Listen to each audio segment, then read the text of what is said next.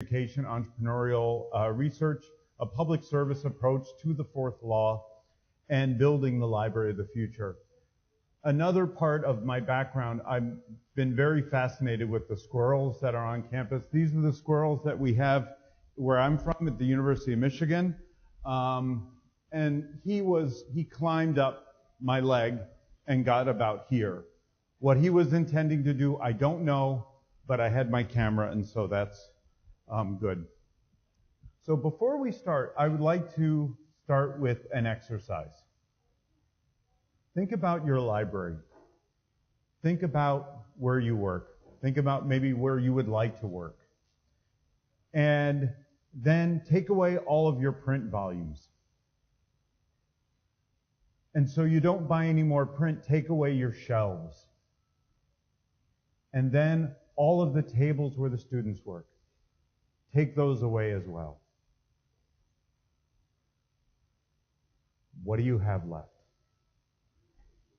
And that's, you have an empty space, you have a space that someone else thinks they have a better idea how to use.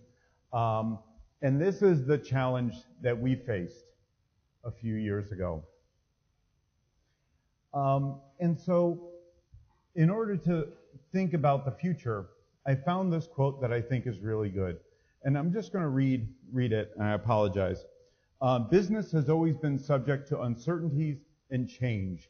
It is affected by the elements, by wars, by mass movements, by changes in the wants and desires of consumers, and by government regulations. Above all, competition tends continually to modify the business structure. New methods, new products, and new processes introduce new elements that undermine the supremacy of one industry or firm, or even a whole system of doing business. And the trend toward increasing regulation of business government by governmental bodies here and abroad must not be ignored. In short, one generalization that truly applies to all: change is continuous and inevitable. It could have been written last year. It could have been written 5 years ago. But it was written in 1949. And it only reaffirms that change in libraries, in business, in education is continuous. I found it through a guide that we had, our old guide for students, where people were doing work in a suit and a shirt and tie. And this is a resource that we had.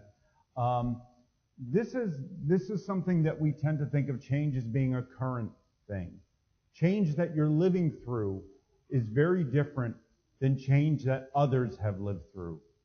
And in the librarian field, we have lived through a lot of change. If we go back 50 years, if we go back 20 years and beyond. And I think we will be subjected to change for many, many years into the future. So librarians are fantastic in looking at change. Librarians are fantastic about envisioning a change when they control all of the pieces. I want to redesign my library. I want to change my collections. And that's all well and good. And we have done historically a great job in that realm. And we've done a great job in libraries all over the world embracing electronic resources in a hybrid setting where we have both print and electronics. A lot of librarians still insist that people want resources in print. I agree. If I'm reading a book, I would rather have it in print.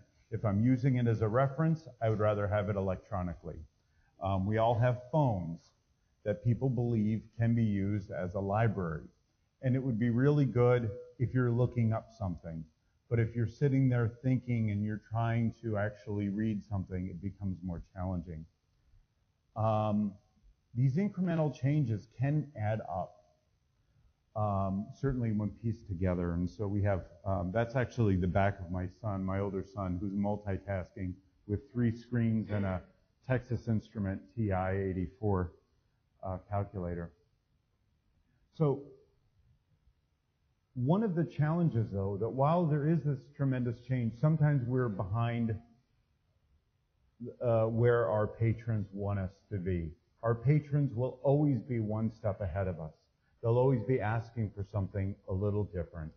And one of the challenges is that librarians collect for the long term. We have a historic mission for all of us in this room, and I would think for all of us. We benefit because there were people in the positions in the libraries before us who were collecting.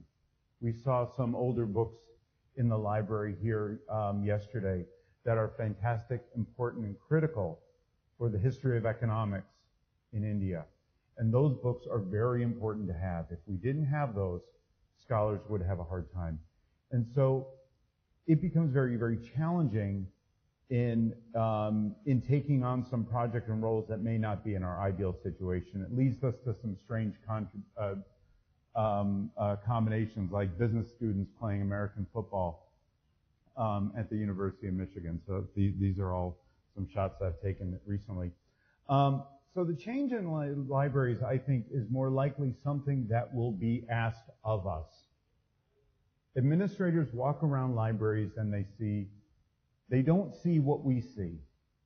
They see old books, they see empty tables, and they see opportunity.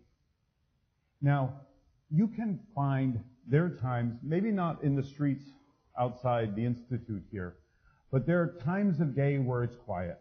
There are times in everyone's library where there's not a lot of students. So at the University of Michigan, the people party on Thursday night. It's a strange thing. I don't understand it, but that's what they do. So at Thursday at 5 o'clock, everyone clears out. It's a ghost town. And then they come back on Friday around 1 o'clock. And they want to stay out. They want to be in the library Friday until 10, 11, 12. And it's very interesting. Every school has its own pattern.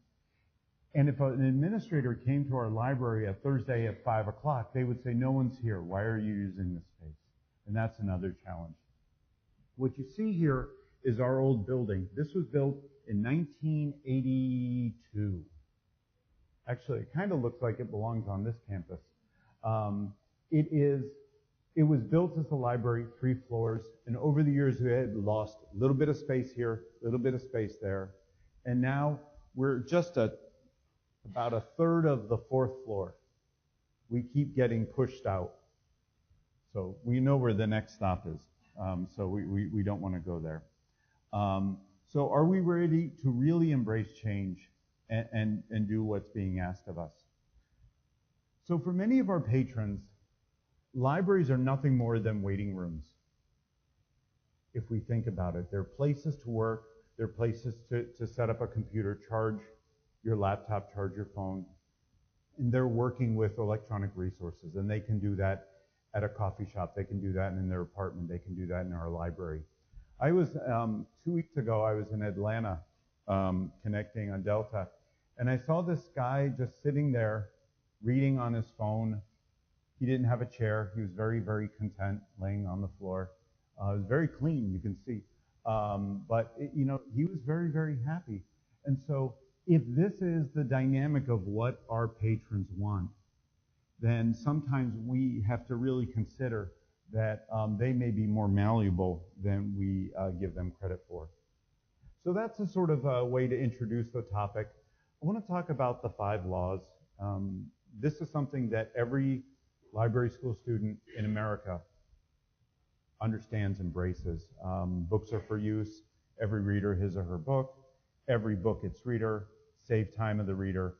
And the library is a growing organism. They're just as relevant in 1931.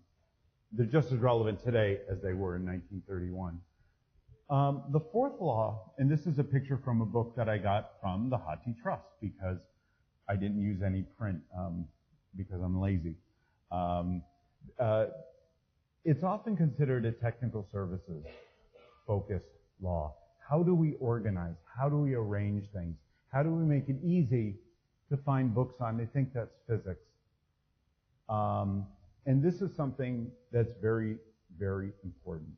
if the books are misorganized, and yesterday Dr. Ram Kumar talked to us in the Asia Pacific Library Group about his misorganization of books and how it leads to serendipity. And that's 10,000 books that he has acquired.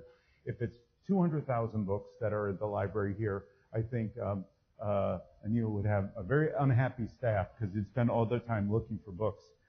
Maybe you might find other stuff on the way, but that would be challenging. Reference services is included, but it's not that critical. And so saving the time is helping the readers find what they're looking for. The world of libraries in 1931 are very fascinating. We think about libraries as being closed stacks. And we are actually going back to that. If you think about it, closed stacks is where you can't browse. And more of us are finding, at least in the States, and I'm sure in Europe and elsewhere, that we have to, and actually the new library is 100,000 books are not moving over to the new space. So those books will be available via the catalog and be available via browsing, but no one will be able to walk the shelves. And that's a real different challenge. This is actually, we ended up, when we went through our collection, our books were basically moved out.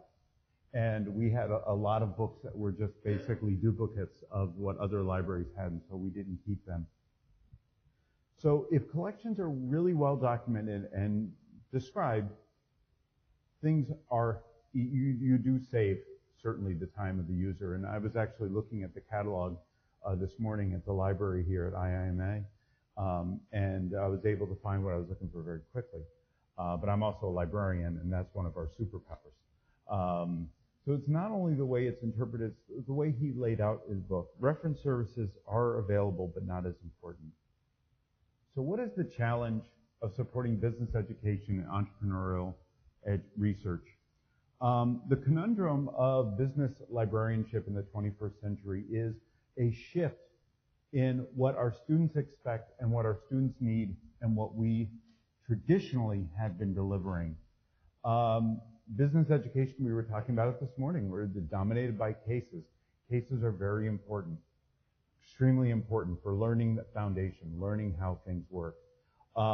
Cases have learning objectives, and popular ones reflect upon events that have taken many years ago. The cases that we read for this afternoon are focused on one company and one response. And actually, at the end of the INSEAD case, and I'm not just showing off because I read it, but I did read it, there's this notion that he has retired. And I didn't realize that.